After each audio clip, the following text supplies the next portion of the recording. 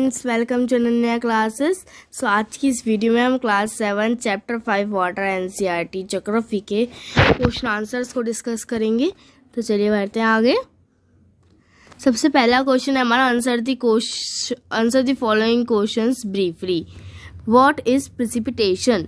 So falling of moisture in the form of rainfall, snow, fog, sleet and hailstone is termed as precipitation.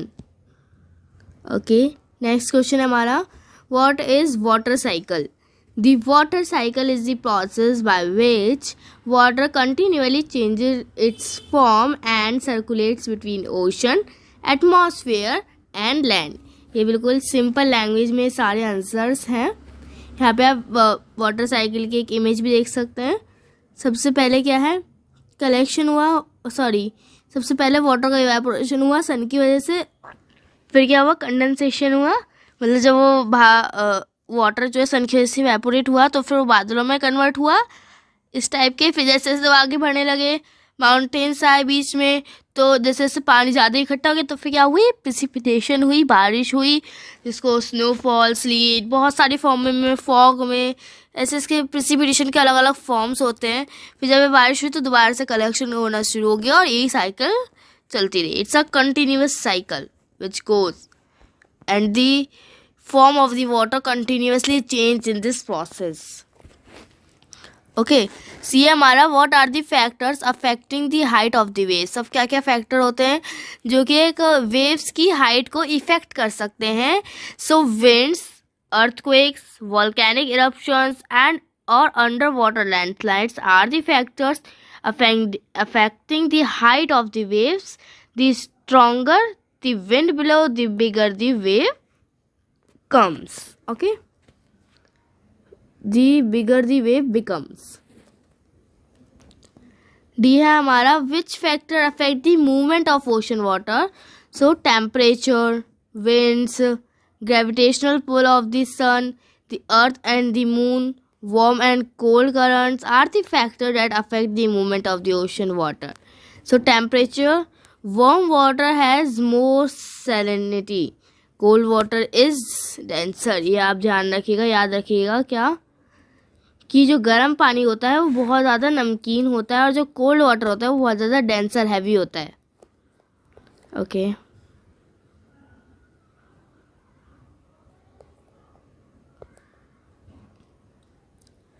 What are tides and how they are caused? अब tides क्या होती हैं और वो कैसे होती हैं, मतलब टाइड्स कैसे बनती हैं? So tides are the rhythmic rise and fall of ocean water that occurs twice in a day. The stronger gravitational pull exerted by the sun and the moon on the earth's surface causes the tides. इसमें बताया कि tides क्यों होती हैं। ये दिन में twice in a day होती हैं। ये राइथमिक मतलब ज़्यादातर राइज एंड फॉल जो पानी में होता है ना, नॉर्मली टाइड्स कहते हैं। What are ocean currents? Ocean currents are streams of water flowing consistently on the ocean surfaces in definite directions.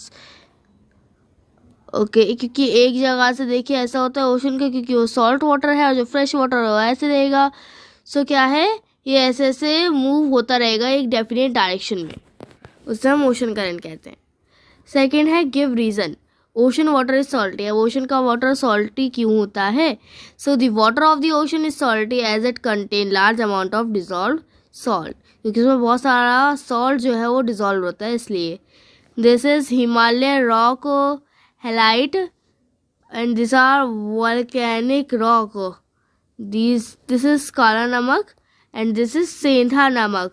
इन दोनों को ही हम नॉर्मली घर में यूज़ करते हैं। This is a volcanic rock जिससे काला नमक बनाया जाता है, and this is Himalaya rock highlight जिससे सेंधा नमक बनाया जाता है। इससे क्वेश्चन आ सकते हैं कि सेंधा नमक कौन से रॉक से बनाया जाता है या फिर वॉल्केनिक रॉक से कौन सा नमक बनाया जाता है। सो ऐसे the quality of water is deteriorating. So water is being used industrial whatever potable water is available, its quality is not good. It is because industrial Effluents and untreated water of industries get mixed into streams and rivers. Sewage water also get mixed into these water bodies. As a result, the quality of water is deteriorating day by day. ये आप देख सकते हैं कितना ज़्यादा गंदा पानी है ये. फिशेस भी मतलब मर रही हैं इतने गंदे पानी से जो कि फैक्ट्रीज इंडस्ट्रीज से निकल रहा है. अब थर्ड क्वेश्चन है हमारा, tick the correct answer. The process by which water continuously changes it's form and circulates between ocean, atmosphere and land. हमने पहले ही पढ़ा था, तो कौन सा है? Water cycle. क्या कहते हैं उस प्रोसेस को? उस प्रोसेस को हम कहते हैं वाटर साइकिल. नेक्स्ट है, generally the warm ocean currents generate near. So warm ocean currents कहाँ जनरेट होते हैं? Near the equator. Because equator पे ज़्यादा गर्मी होती है तो वहाँ से वार्म ओशन करंट्स जनरेट होते हैं और ऑरिजिनेट होते हैं. और पोल्स पे ठंड होती है क्योंकि सन की रेज नहीं पहुँच पाती सीधे, तो वहाँ से कोल्ड ओशन करंट्स इक्वेटर की तरफ आते हैं. फिर वो जब गर्म हो जाते हैं तो फिर वो ऐसे ऊपर की तरफ जाते हैं. तो ये भी साइकिल चलती रहती है. सो generally warm ocean currents originate near equator. The rhythmic rise and fall of ocean water twice in a day is called tide. हम इतनी बार पढ़ चुके हैं ये. And these also are answers. If you give the correct answer, so good job. These are the answers. Now this is match the following. So basically they are given in the same, that caption C is the largest lake. In your book also they are in the same format. So सारा आगे ही है, मतलब सारा आगे लिखा हुआ है, एक के आगे एक answer. So tide, periodic rise and fall of water, tsunami, strong seismic waves and ocean currents, stream of water moving along definite path. So question answers खत्म हो गए. सो आज की इस वीडियो में बस इतना ही. मिलते हैं अगली वीडियो में. Bye bye.